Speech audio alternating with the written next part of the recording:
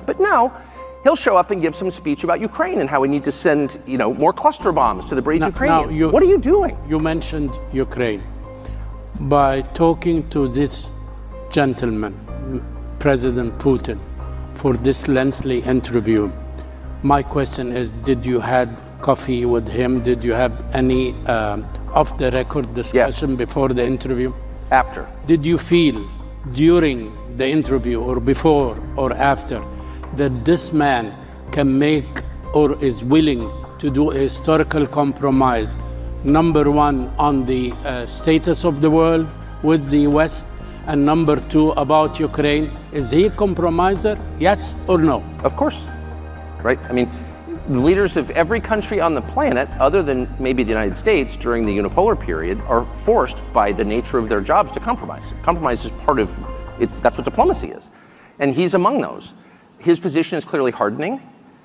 Russia has been rebuffed by the West. I mean, Vladimir Putin, I'm not flacking for Putin. I'm an American. I'm not going to live in Russia. I don't love Vladimir Putin. I'm stating the facts. He asked Bill Clinton to join NATO.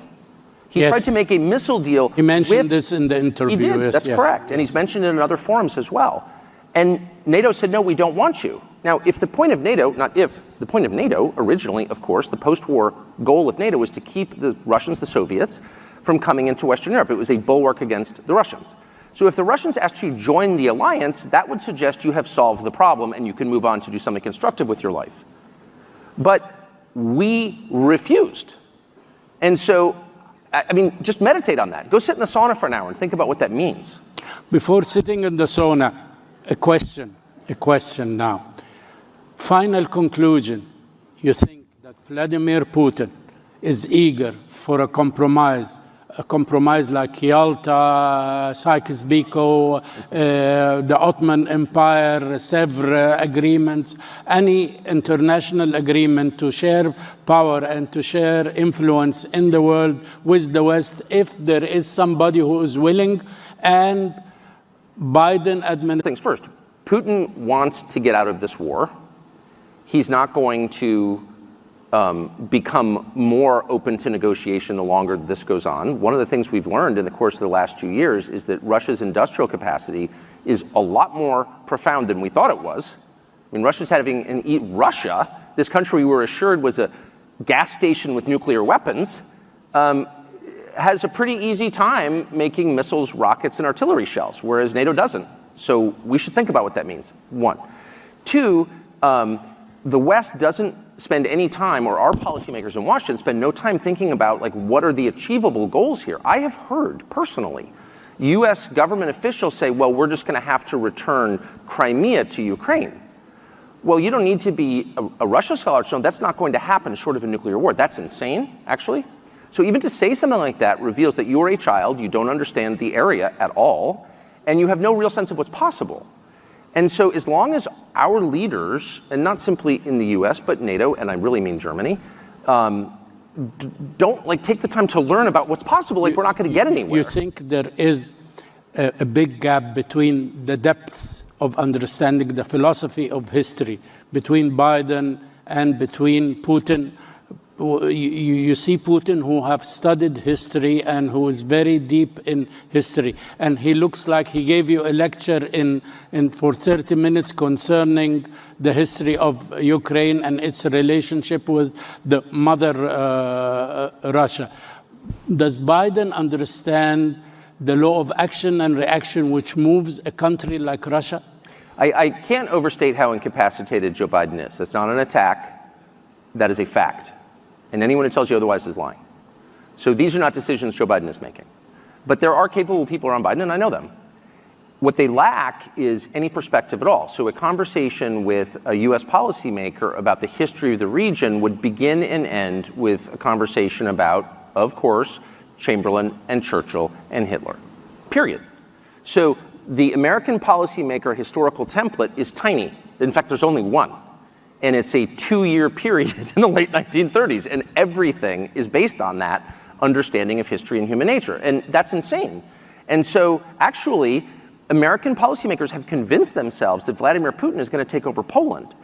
And it is not a defense of Putin. I don't mean to defend Putin. I'm not a fan of Putin's, and I'm not a subject of Putin's. I'm an American. However, there's no evidence that Putin has any interest in expanding his borders. He is the largest country in the world, and it's very hard to run. They don't need natural resources. There's nothing in Poland he wants. There's nothing he will gain by taking Poland other than more trouble. So that is, if you're saying that he's going to invade Poland, you don't know what you're talking about. Here is a point in the interview when you asked him, are you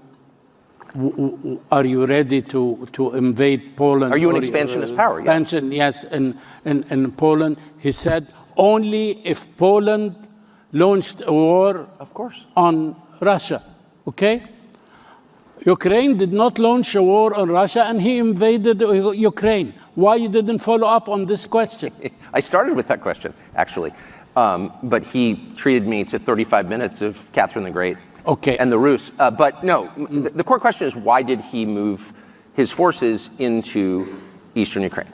And I watched this from a distant vantage in the United States, and I watched the Vice President of the United States, Kamala Harris, go to the Munich Security Conference just days before that, in February of 2022, and say in a public forum at a press conference to Zelensky, the president of Ukraine, we want you to join NATO. Which is another way of saying, it's a synonym for, we plan to put nuclear weapons on Russia's border. You think they threw a bait for him? Are you joking? Of course they did.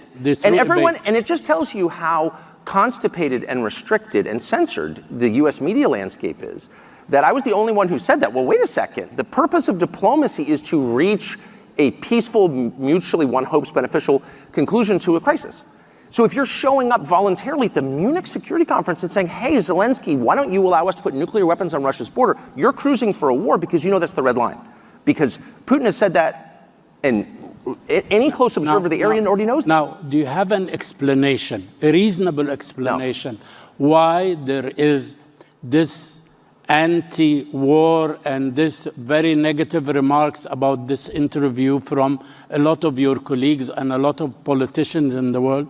One of the ways that I think I'm different is I don't like the internet, and I haven't seen any of the reaction, and I would imagine, I'm not the most popular President Biden, well, yes, I do. You've been working in several media organizations from PBS, CNBC, MSNBC, Fox News, CNN, and you've been covering this field well, and you know the American politicians. And now you've been following Putin, and you did a very lengthy interview with this gentleman. And for sure, to interview them, you did your homework and you did your research. Comparing the culture, the competence between Vladimir Putin and Biden, how do you see the two men now running the world? I mean, if this were boxing, the fight would be called by the medic. And I say that as an American, and I don't have another passport. I don't plan to ever leave my country. My family's been there hundreds of years, and I love it. I am a patriotic American. And I grieve when I see that the president is non compos menis, and that in my country, it is considered very rude to say that. And you sort of wonder, how did you get to a place where you have an incompetent president who's driven not simply the standard of living, but life expectancy downward, and no one feels free to say that? That's not a political observation. It's a statement of fact, which is provable empirically. And the most radicalizing thing I would just say for me in the 8 days I spent in Moscow was not simply the leader of the country, who of course is impressive. It's the largest landmass in the world. And it's wildly diverse, linguistically, culturally, religiously. It's hard to run a country like that for 24 years, whether you like it or not. So an incapable person couldn't do that. He is very capable, and many of you know him, and you know that. What was radicalizing, very shocking, and very disturbing for me was the city of Moscow, where I'd never been, the biggest city in Europe, 13 million people. And it is so much nicer than any city in my country. I had no idea. My father spent a lot of time there in the 80s when he worked for the US government and barely had electricity. And now it is so much cleaner and safer and prettier aesthetically. Its architecture, its food, its service, than any country, city in the United States that you have to, and this is non-ideological. How did that happen? How did that happen? And at a certain point, I don't think the average person cares as much about abstractions as about the concrete reality of his life. And if you can't use your subway, for example, as many people are afraid to in New York City because it's too dangerous, you have to sort of wonder, like, isn't that the ultimate measure of leadership? And that's true, by the way, it's radicalizing for an American to go to Moscow, I didn't know that, I've learned it this week, to Singapore, to Tokyo, to Dubai and Abu Dhabi. Because these cities, no matter how we're told they're run and on what principles they're run, are wonderful places to live that don't have rampant inflation, where you're not going to get raped. Sir, and so, excuse me. What is that? Excuse me.